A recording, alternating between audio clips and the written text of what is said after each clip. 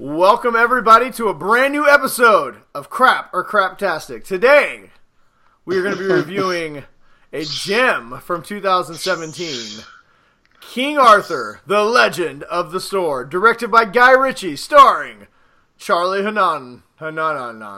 And Jude Law as the bad guy. And Jude Law as the bad guy. Who's Charlie Hunnam, you may ask? He starred in such gems as Pacific Rim, Green Street Hooligans, and was also in that motorcycle show that I never watched. The Sons of Anarchy. Sons of Anarchy. Little show a few people have heard of. Yeah. But we're not talking about that show today.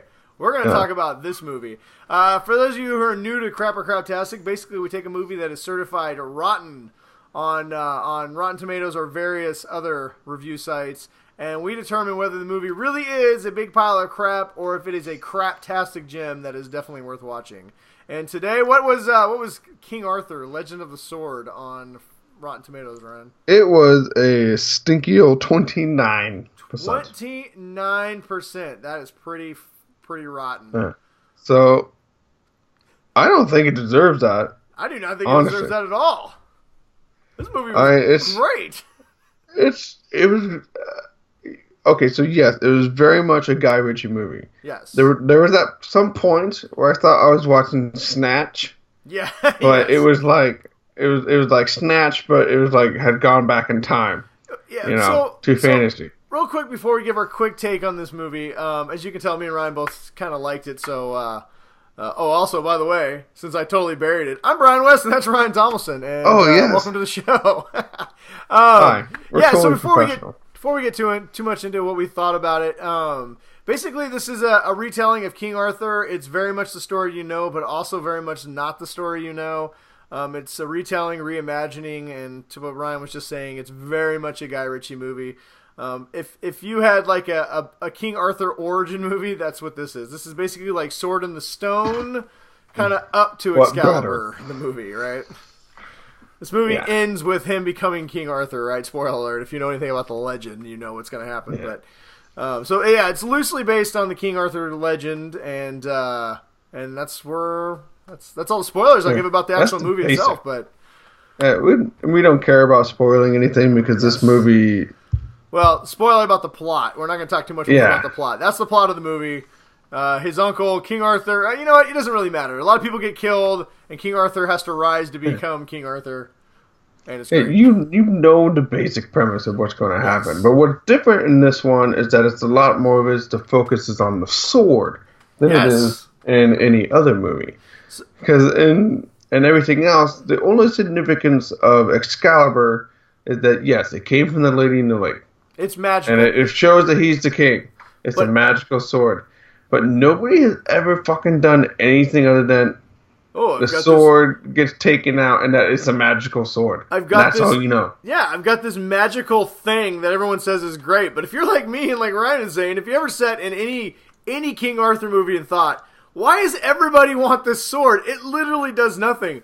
This is what Guy Ritchie thought, and this movie will answer that question because Excalibur in this is less of a prop and more of like a nuclear weapon. Whoever holds Excalibur is a freaking superhero. Like, they turn into a one-man only if it's attuned squad. to you, though. It's not everyone. Well, that's true. Like the super awesome the Pendragon line, the Uther and Arthur Pendragon, which is also the Arthur. Well, King Arthur. That's his real last name. But yeah, man, I loved the way they did that too. And like I said, we're gonna talk a little bit. This is gonna be a little spoiler, but nothing too crazy.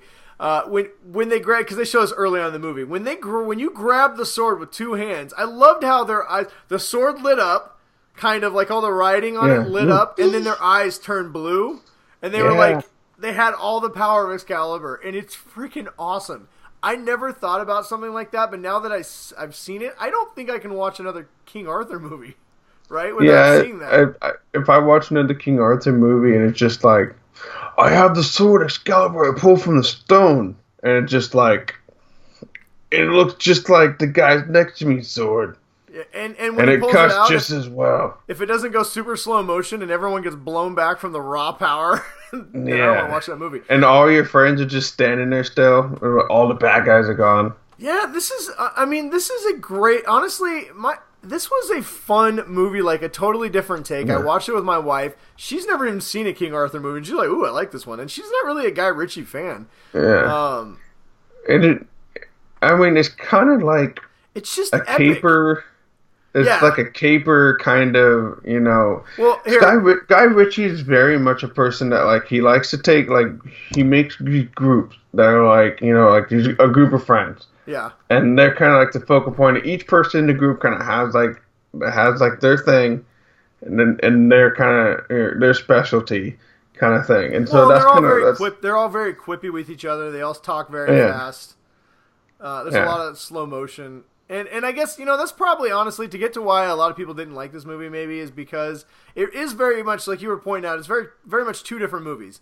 It's a superhero movie, so when they do the sword stuff, the Excalibur stuff, I mean, there is, like, special effects up the gazoo, there's magic, there is all kinds of awesome action set pieces that I just loved. But there's also this other...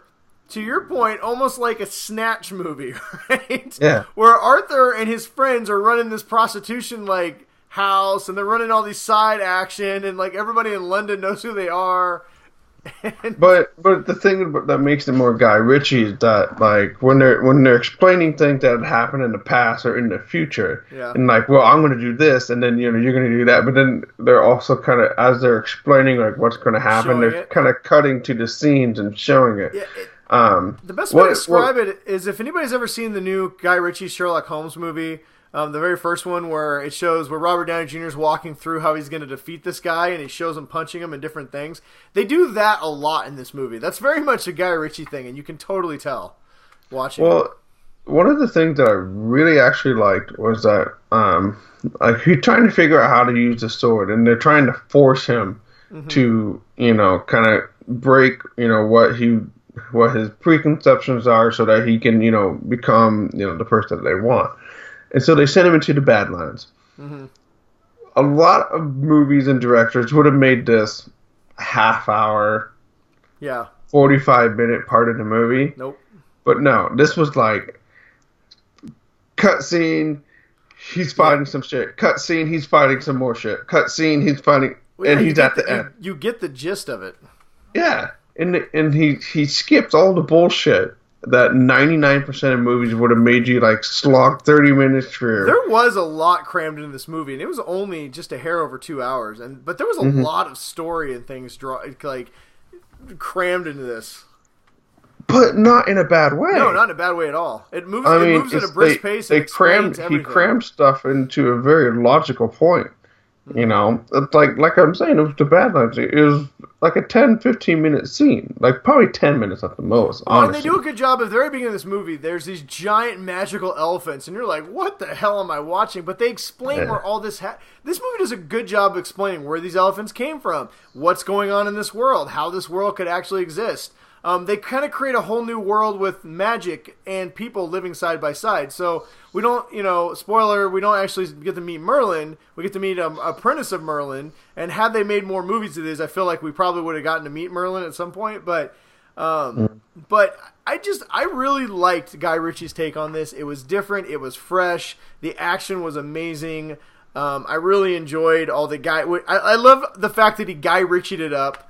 In a way that he can. And to your point, I love how much they were able to cram in this without making you get bored or overwhelmed.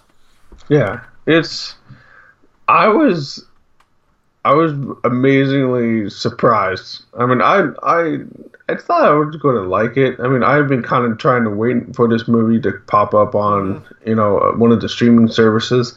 But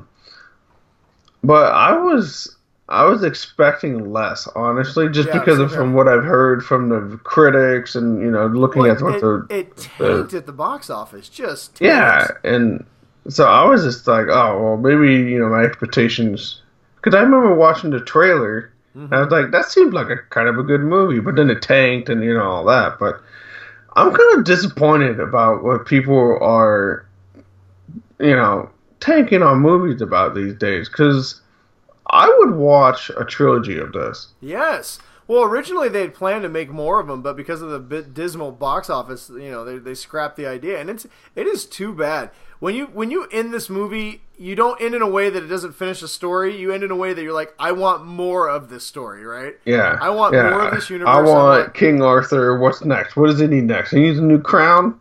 I want this brash British guy who's now King Arthur, who has Excalibur, telling Vikings where they can do it themselves, right?